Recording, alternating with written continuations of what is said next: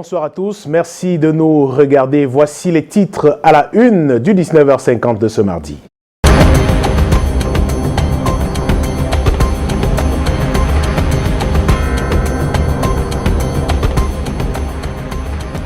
Que s'est-il réellement passé au Government Technical High School de Hombe ce matin? Vent de panique visiblement parti d'une rumeur annonçant l'attaque des écoles par des groupes armés. Résultat, des élèves ont quitté les salles de classe en fuite. La panique s'est répandue dans plusieurs villes de la région du sud-ouest. Vous le verrez dans ce journal. À la une également ce soir, la colère des femmes à Bamenda se joue par milliers. Elles ont manifesté dans la capitale régionale du Nord-Ouest. Des milliers de manifestants ont envahi les rues des trois arrondissements que compte la ville de Bamenda. Une manifestation à forte coloration féminine qui met en exergue dans les régions du Nord-Ouest et du Sud-Ouest. Les conséquences des événements de Kumba se font ressentir dans d'autres villes du Cameroun. Dans le département du Mungo, frontalier du Sud-Ouest, l'inquiétude gagne des parents d'élèves. Cependant, à Yaoundé, l'on renforce la sécurité dans certains établissements de la capitale. Et vous vous souvenez certainement de la gifle qui a secoué toute la ville de Kribi il y a quelques jours. Une commerçante en colère administrait une claque à un sénateur en guise de réplique. L'autorité administrative vient de ramener les deux parties sur la table du dialogue. La réconciliation est prônée sur place. Voilà pour le sommaire.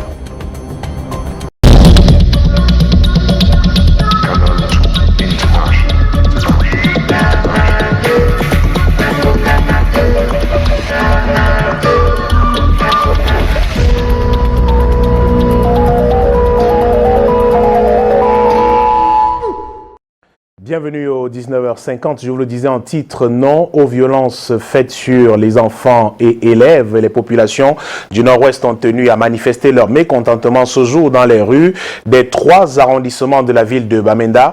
La manifestation à forte coloration féminine a permis de dénoncer plusieurs autres mots tels les enlèvements, les demandes de rançon, les intimidations, extorsions et bien d'autres. Vêtues de noir, ces manifestantes rêvent d'une région du Nord-Ouest relookée où il fait finalement bon vivre. Charles Robey-Tok et Annie Collins pour plus de précisions. Des milliers de manifestants ont envahi les rues des trois arrondissements que compte la ville de Bamenda. Une manifestation à forte coloration féminine qui met en exergue la douleur ressentie dans les salles d'accouchement. Ces femmes demandent la cessation des violences dans les régions anglophones, surtout dans le sud-ouest, avec le cas de la ville de Kumba.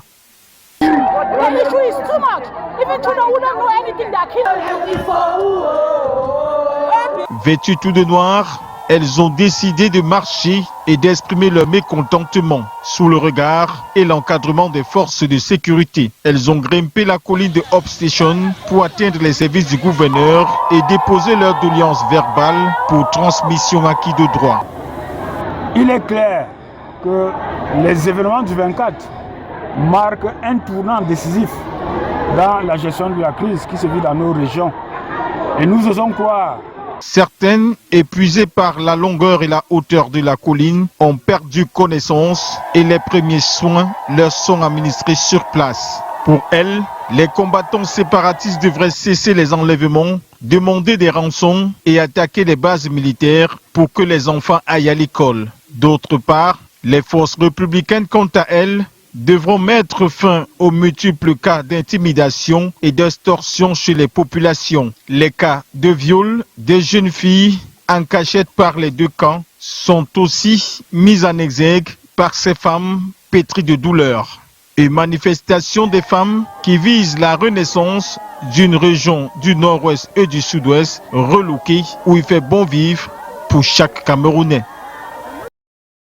Autre manifestation, cette fois-ci à Douala, les artistes qui font front pour la paix réunis à Douala, ils ont pris la résolution justement de mener une série d'actions pour que cesse la crise dans les régions du Nord-Ouest et du Sud-Ouest du Cameroun, usant de leur art et de leur personnalité aussi pour les armes, pour que les armes se taisent dans ces deux régions où les populations vivent un calvaire depuis plus de 4 ans maintenant. Les détails avec Aimé Catherine Moukouri et Stéphane Binac.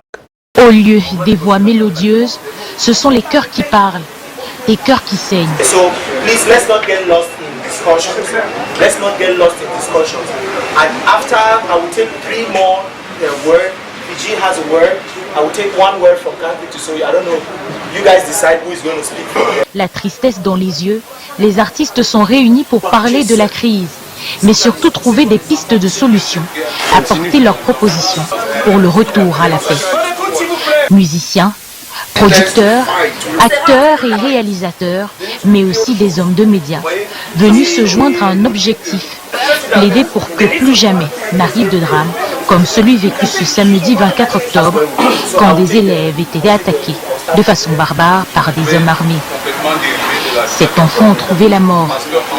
Si cette rencontre se déroule ce lundi 26 octobre au lendemain des actes de combat, le mouvement est pensé depuis.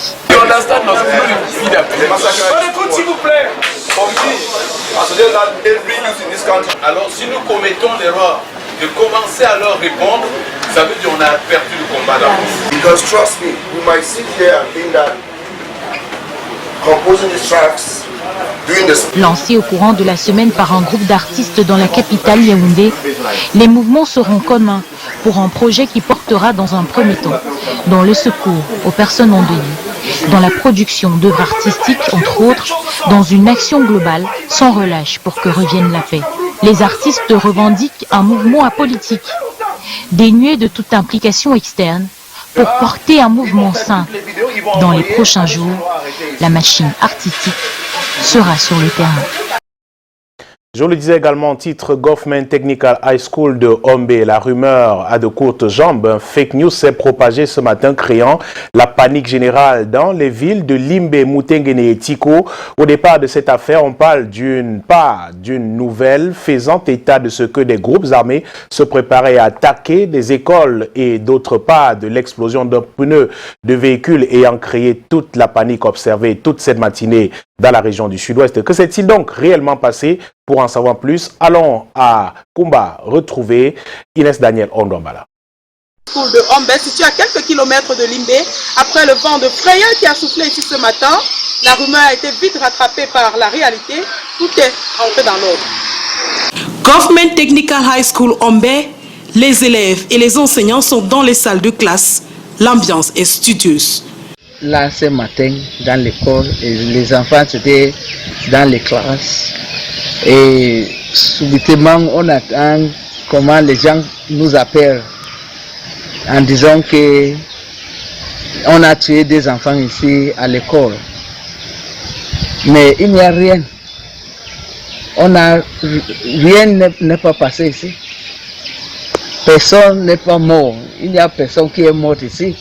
Les enfants étaient en classe et tous les professeurs, les professeurs étaient là en classe. C'était calme ici à Hombe. Oui. Il n'y a donc pas eu de mort ni d'attaque. Tout est parti du bruit de l'éclatement d'un pneu de véhicule qui a fait penser à un coup de feu. Les parents et les élèves qui ont encore fraîchement en mémoire le massacre du 24 octobre dernier à Mother Francisca International Bilingual Academy de Kumba ont cru qu'il s'agissait d'une attaque similaire. Brother, they told me that they have killed 2 children in Hombe. So my child is in Limbe. We live in Limbe. So I have to leave Limbe to come to Hombe to check what has happened with my child. Fortunately, I came. All the teachers are in school. Their vehicles, their cars are in school. The children are in class. So I thank God that the peace that God has made, let it be bestowed upon this southwest and northwest region. And let the love that we are seeking, let Cameroonians love each other so that there will not be killing, there will not be humor, and there will not be any cry in Jesus' name. My advice to parents, there is no parent who will hear that something has happened in his child's school, I will stay. But it is good for us to always communicate with the school, because if we communicated with them, they will give us the real information. So there will not be panic. Even in Limbe, there's a lot of commotion. So we thank God for everything. She had a phone call in the guiding class when somebody was calling her that 2 students were confirmed shot, dead. So she told me to go check the area and see how far it was going. I was coming down, but we're not like trembling because we had the forces of law and order in school to protect us. Disons-le, le fake news n'aura duré que le temps d'un feu de paille. Au-delà, le massacre de Kumba continue de susciter la désolation, mais aussi la psychose, comme vous venez de le voir. Également, dans le département du Mungo, région du littoral, la proximité avec le sud-ouest fait craindre un risque d'extension du phénomène. La peur s'est installée dans le milieu scolaire. La tristesse est palpable également, suivant le reportage d'Aimé Catherine Moukouri et Luciano Diaco. Après la macabre tragédie qui a coûté la vie à 7 élèves le samedi 24 octobre dernier dans une école à Fiango, dans la région du sud-ouest, les populations du Mungo restent paralysées par la psychose. Les activités observent une reprise sous fond de choc. La tuerie de Kumba continue d'hanter les esprits. Les parents ont encore du mal à comprendre ce qui s'est réellement passé. Voir que des jeunes enfants qui veulent le savoir du Cameroun, qu'on les massacre à ce niveau-là, vraiment, c'était tellement... Ça, on n'a même pas de mots à dire par rapport à cela. Comment expliquer que les ordres de la loi s'introduisent dans un temple de savoir, dans un temple de connaissance pour perpétuer les crimes? Je connais la capacité de ce pays et nous pouvons mettre un terme à cette situation. Dans les établissements primaires, maternels et secondaires, des dispositions sécuritaires sont renforcées pour protéger les élèves jusqu'à la fin de l'année scolaire. Et là où je suis, franchement, je suis en train de prendre des mesures afin que vraiment nous sécurisons franchement nos enfants. Est-ce qu'on peut imaginer ce que cet enfant pouvait devenir? Du côté des autorités, on reste avec la peur dans le ventre car Di Bombari est proche de la région du sud-ouest. Tout le monde est dans la peur, surtout nous de Bombari, que nous sommes juste à côté, à proximité du sud-ouest. Le président de la République, son Excellence, M. Paul Biya, va faire quelque chose parce que c'est un homme de paix. Les mesures de sécurité sont en train d'être mises en place pour rassurer les populations et toutes les pensées vont aux enfants, aux familles de Kumba, au Cameroun. Et toujours suite à ce drame de Kumba, vous le voyez, qui a plongé le pays entier dans le deuil, le dispositif sécuritaire déjà en place dans les établissements scolaires de la capitale camerounaise a été renforcé pour protéger les enfants d'éventuelles attaques, surtout avec le vent de panique annoncé ce matin via les réseaux sociaux dans les écoles des régions dites anglophones. Constat effectué par nos reporters ce jour, Karel Mezatiachoya et Michel Foucault ont marqué un temps d'arrêt dans quelques établissements d'enseignement privé de Yaoundé. Reportage. 10h30, nous surprenons les élèves de la classe de terminale A4 de cet établissement privé en plein cours de philosophie. La mine triste, il s'efforce à être attentif aux explications du professeur. Belle a du mal à suivre parce qu'encore sous le choc de la violence avec laquelle ces cadets académiques ont été arrachés à la vie le week-end dernier à Kumba. Dans cette ambiance à la fois studieuse et morose, le pédagogue a sa méthode pour ragaillardir les apprenants. Il y a une petite réticence psychologique parce qu'il a fallu recadrer les enfants ce matin avant que le cours ne débute. Mais tout de même, ils se remettent peu à peu parce qu'on leur a fait comprendre que ce qui donne un sens à la vie donne un sens à la mort et qu'on devra l'intégrer. Des apprenants qui étudient désormais dans un cadre beaucoup plus sécurisé. On avait pensé déjà à 8 caméras de sécurisation. Sur le plan physique, on a doublé le nombre de vigiles parce qu'avec 2, ce n'était pas suffisant. La sécurité des enfants est également une priorité dans ce complexe scolaire. Le dispositif déjà en place a été renforcé. J'ai renforcé la sécurité au niveau du portail. Nous avons acheté des détecteurs de métaux supplémentaires, organisé des fouilles systématiques déjà à l'entrée le matin. J'ai l'intention également dans les prochains jours, notamment la semaine prochaine, de mettre des caméras de vidéo de surveillance un peu partout dans l'établissement pour pouvoir essayer d'avoir minute by minute tout ce qui se passe à l'établissement. Voilà qui est rassurant, même si ça ne comble pas la chaleur de maman que réclament ces tout-petits. 2 jours donc après, ou alors 4 jours après les attaques meurtrières à l'école Moda Francisca International Academy de Kumba, les ministres de l'administration territoriale, des enseignements secondaires et de l'éducation de base se sont rendus ce jour à Kumba, dans le sud-ouest, pour apporter du réconfort aux populations et porter le message du président de la République.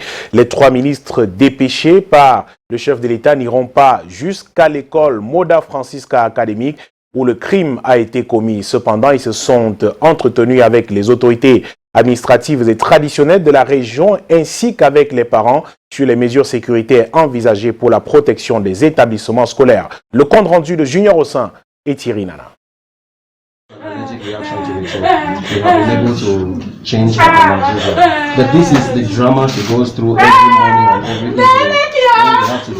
La situation fait mal. Elle fait terriblement mal à Kumba et nous l'avons touché du doigt. Le mot est faible.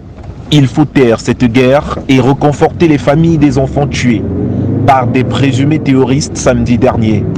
Ainsi, la forte délégation des ministres de l'administration territoriale, des enseignements secondaires et de l'éducation de base est sur les lieux du drame.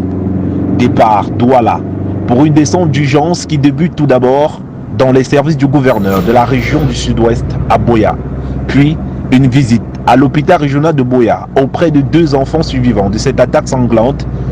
Ici, Paula Tangandi, ministre de l'administration territoriale, nous a porté le message du chef de l'État aux parents et to this country, that is to counter these terrorists who don't want development. If you prevent the children not to go to school, you are making their future to be bleak. That's all. You want us to stay in the dark ages.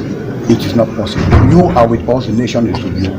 Have the confidence, have the trust in President Paul Biya. You are not alone, we are with you. May God bless you. Et enfin, le cortège va par la suite se rendre à Kumba où des réunions vont se tenir tour à tour dans les salles de la préfecture de Kumba et dans la salle de la mairie de ville. Cependant, les ministres n'iront pas jusqu'à l'école Monte Francisca Academy où le crime a été perpétré. Dans le reste de l'actualité, ce soir, la justice populaire fait des victimes à Yaoundé. 2 présumés malfrats ont été tués hier lundi sous les coups des populations au quartier Ngousso, lieu dit Fabrique. Les deux jeunes hommes non identifiés, âgés d'une vingtaine d'années chacun, tentaient de déposséder un conducteur de moto-taxi de son engin aux environs de 19h. Mal leur en a pris, les populations alertées et lancées à leur trousse ont été sans pitié. Joël Jom 3 et Lionel Kefeu reviennent pour nous sur cette triste fin. Sous ce drap, le corps écorché, 2 jeunes hommes inanimés à même la terre battue. En apparence, 2 présumés voleurs de moto dans la vingtaine, sur qui s'est abattue la furie de la justice populaire. Ces jeunes sont passés de vie à trépas ce lundi 26 octobre. Nous sommes au quartier Ngousso, lieu dit Fabrique. Il est environ 19h, ils se lancent dans une dernière action faucheuse cette fois. Déjà, je n'étais pas présent. Lorsque je suis arrivé, j'ai eu vent de ce qui s'est passé. Il y a eu l'information de ceux qui étaient présents. Genre, il y a eu deux personnes qui ont pris la moto. Donc, ils ont pris le motoman. Ils disaient qu'ils arrivaient à l'école des infirmiers. Arrivés à l'école des infirmiers, ils ont assommé le motoman. Bon, jusqu'à présent, ils l'ont hospitalisé, ils ont assommé le motoman. Mais un crime n'est jamais parfait. Il y avait des gens qui ont vu la scène. Ils ont crié à alerter les populations. C'est comme ça qu'on a poursuivi. On a poursuivi les bandits. On a arrêté le premier. Le deuxième a pu s'échapper. Mais qu'on l'a rattrapé parce qu'il est parti s'adosser dans une barrière où les gars ont escaladé la barrière. Ils sont ancrés même plus pêchés à l'intérieur. C'est comme ça qu'on a tué les 2 bandits qu'on voit autour de 20 heures comme ça. C'est comme ça que ça s'est passé. La pluie s'est abattue sur les... En se réveillant ce matin, les populations ont constaté avec stupeur la rage des coups portés sur ces 2 malfrats présumés. Au final, bandits ou pas, la perte d'une vie humaine reste toujours aussi douloureuse. Des lingots d'or saisis à l'aéroport international de Douala ce mardi, ils sont estimés à plusieurs centaines de millions de francs CFA. Les transporteurs de cette cargaison ont été cueillis dans une opération qui vise à stopper la circulation des produits illicites. Monique Naosi-Fosso pour les détails. Ce stock de lingots d'or saisi à l'aéroport international de Douala avait pour destination Dubaï. Enfoui dans des bagages de 2 passagers tchadiens et éthiopiens. Il s'agit effectivement de 20 kilos d'or pour une valeur de 1 120 245 dollars. S'il faut convertir en francs CFA, ça va donner 649 742 100 francs. C'est une information faisant état d'un store de pierres précieuses qui met les éléments de la subdivision commerciale de l'aéroport en alerte. J'exhorte les collaborateurs à être de plus en plus professionnels. Donc ce qu'on dit, avoir le flair du douanier, savoir qu'on est dans un certain environnement. Et cet environnement peut conduire à un certain risque de fraude, un certain risque d'opération. Et ça c'est d'un. Et puis, dès qu'on est en face de ce genre d'opération-là, on sait qu'est-ce qu'il y a à faire, le compte rendu qu'il y a à faire à la hiérarchie et la procédure qui est faite. Ces passagers de nationalité étrangère tombent dans les filets d'une opération annuelle visant spécifiquement les produits prohibés. Lutte contre la pandémie du Covid-19, les aveugles ont désormais un œil sur l'actualité, ceux qui les plus exposés à cette maladie, car ne pouvant respecter la distanciation sociale ou encore voir ce qu'ils touchent, peuvent désormais suivre des informations relatives au Covid-19 sur le net. Ceci à partir de l'application Open Data Cameroun, présentée officiellement ce jour à Yaoundé. D'autres précisions avec Delphine Fonkoutene et Constant Kanga. En un clic et à partir d'un téléphone portable, déficients visuels peuvent désormais voir et avoir l'actualité sur le Covid-19. On a conçu l'application pour que tout le monde ait la possibilité d'utiliser. Donc du coup, on n'a pas restreint la possibilité à une personne particulière. Donc s'ils utilisent Facebook ou Internet ou Google, quoi que ce soit, ils auront aussi la possibilité d'utiliser l'application. Il suffit de suivre le lien www.opendatacam.cm et bienvenue sur la plateforme bilingue administré par le Club des jeunes aveugles réhabilités du Cameroun. Nous sommes dans la mouvance de la promotion d'une société inclusive, raison pour laquelle la plateforme est non seulement à la disposition des personnes handicapées visuelles, mais à l'ensemble, n'est-ce pas, de toute personne qui a besoin d'une bonne information, d'une vraie information et d'une information qui peut être partagée. L'application est présentée officiellement ce 27 octobre. Au cours d'une cérémonie au siège du CEJAC à Yaoundé. Elle s'étendra dans les jours à venir à des domaines autres que la santé. Le secrétaire général du ministère des Postes et Télécommunications loue cette initiative qui permettra aux handicapés visuels d'enregistrer, publier et rechercher toute information ou document. Aujourd'hui, nous sommes heureux de pouvoir accompagner cette initiative. Nous sommes heureux de pouvoir accomplir l'inclusion financière en intégrant cette catégorie de personnes qui en avaient suffisamment besoin. Développée grâce au soutien technique des ministères des Affaires sociales, de la Santé, des Postes et Télécommunications, cette plateforme a été financée par l'Agence française de développement à hauteur de plus de 3 millions de francs CFA. Une bougie de tristesse s'invite à la cérémonie marquant le 83e anniversaire du roi des Bamoun ce jour à la cour d'apparat des Bamoun à Fumban. Le sultan Ibrahim Bombonjoya condamne les attaques de Kumba et appelle un retour à la paix dans les régions du nord-ouest et du sud-ouest. Dans la foulée, il annonce le report du festival Ngone pour l'année 2021. Lil Piedjou et Joya Nourdine pour plus de précisions. Un anniversaire sous fond de tristesse. Le roi des Bamoun a 83 ans, en lieu et place des youyou et autres chants de célébration de la vie de ce 19e roi de la dynastie de Charienne, à la cour d'apparat des rois Bamoun, le recueillement. Une pensée pour ces enfants tués comme des bêtes sauvages à Kumba, samedi dernier, dans la région du sud-ouest. El Hadj Ibrahim Bombonjoya, la bouche n'a pas soufflé cette fois-ci sur une bougie.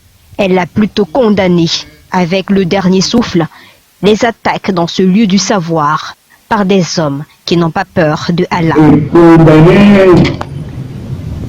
Avec la dernière énergie, les actes odieux et barbares ont été faits sur les jeunes enfants réunissants en combat le 24 octobre courant.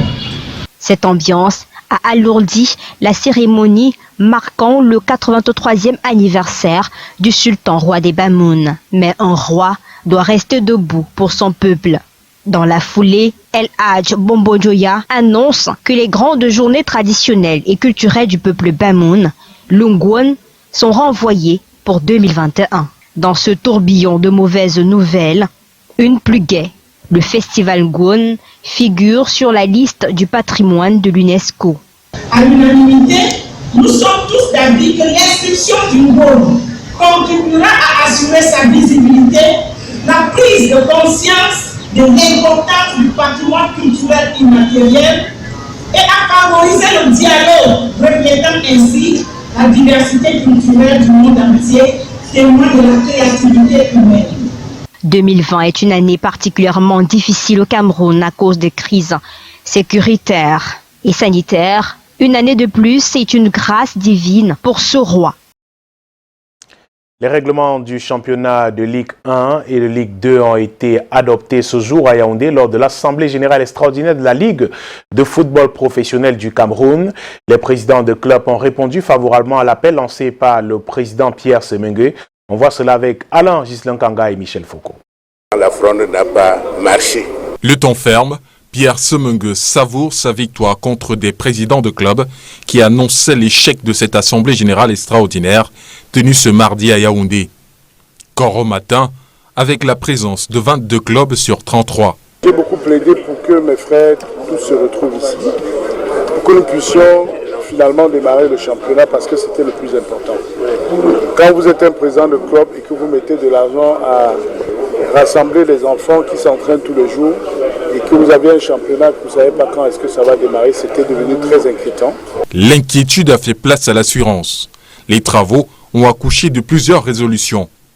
Les délais de convocation d'une assemblée générale élective ont été raccourcis.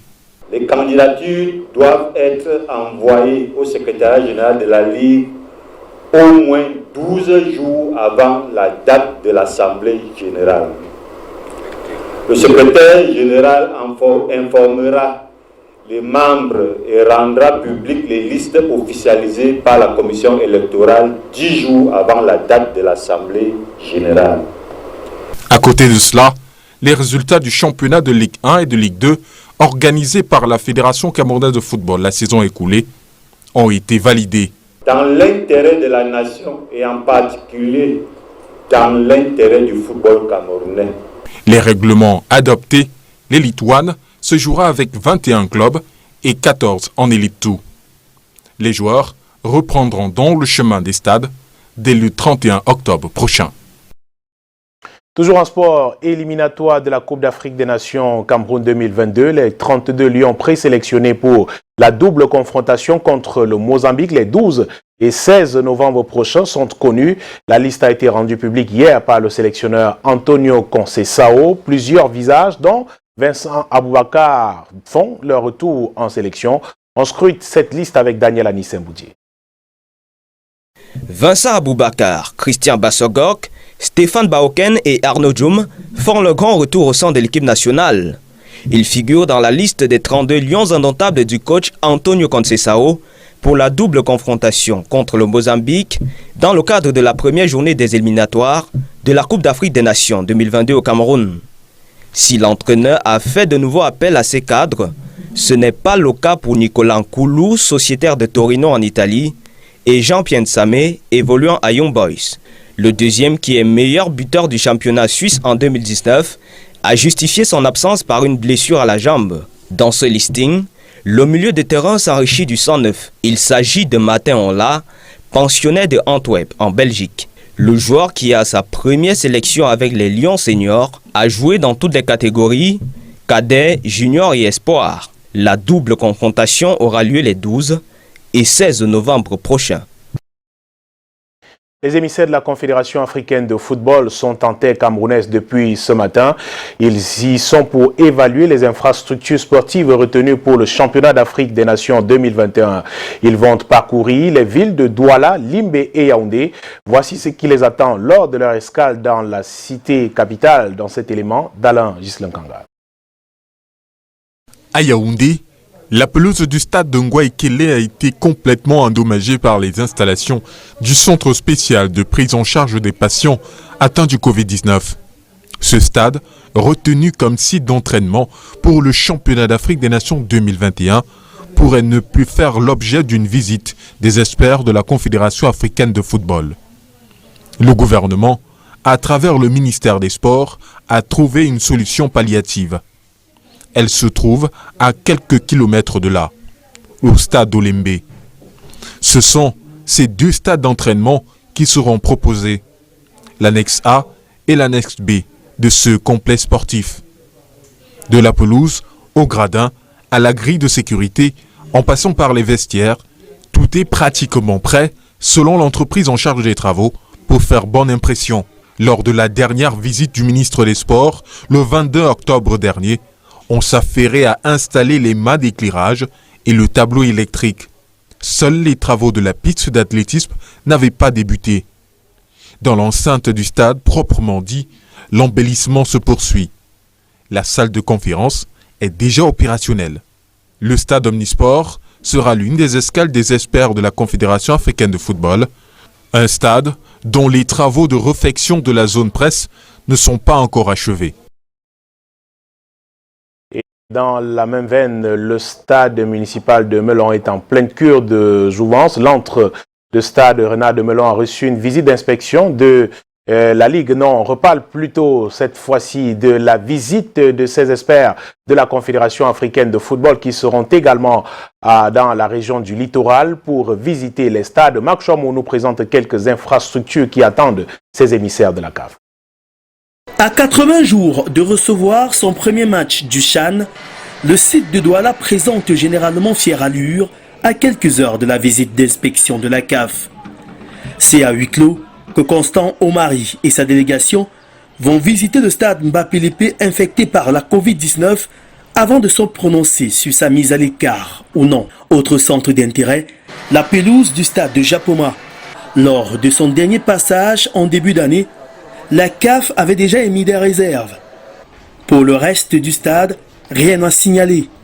Tout est nickel, des gradins passant par les vestiaires, salles, médias et même salle de conférence de presse au point. Les 2 stades annexes ne devraient pas subir une contestation. Tout comme le stade annexe de Japoma, déjà opérationnel. Son stade principal l'est aussi, avec ses 39 000 places qui attendent d'être inaugurées le 12 novembre prochain lors du match Cameroun-Mozambique comptant pour la 3e journée des éliminatoires de la CAN. Le stade d'entraînement de Bonamoussadi est déjà pareil. Seule incertitude pour nous, c'est le niveau de préparation dans les hôtels retenus à Douala qui n'ont pas été visités récemment par le ministre des Sports. Mais surtout, les centres hospitaliers dont la plupart a été réquisitionné à 70% pour le traitement des malades de la Covid-19. La visite de la CAF au Cameroun s'achève le 30 octobre prochain. Avant de vous quitter, une pensée pour ces enfants morts dans des circonstances tragiques à Kumba, dans la région du sud-ouest. Imaginez-vous, vous ouvrez votre téléphone, vous découvrez une vidéo de votre enfant à même le sol, la poitrine ouverte, le cœur qui bat faiblement, les poumons qui s'affaissent, le sang qui se déverse. Serez-vous la même personne après? Ça fait 4 ans que nous jouons aux sourds et aux muets. Trop c'est trop. Nous ne devons plus nous taire. Arrêtez cela. Arrêtez cela, oui, à la paix au Cameroun, non à la guerre dans les régions du nord-ouest et du sud-ouest. C'est sur ces mots que je vous quitte ce soir. Passez une très belle soirée et à demain, 19h50. Bonsoir.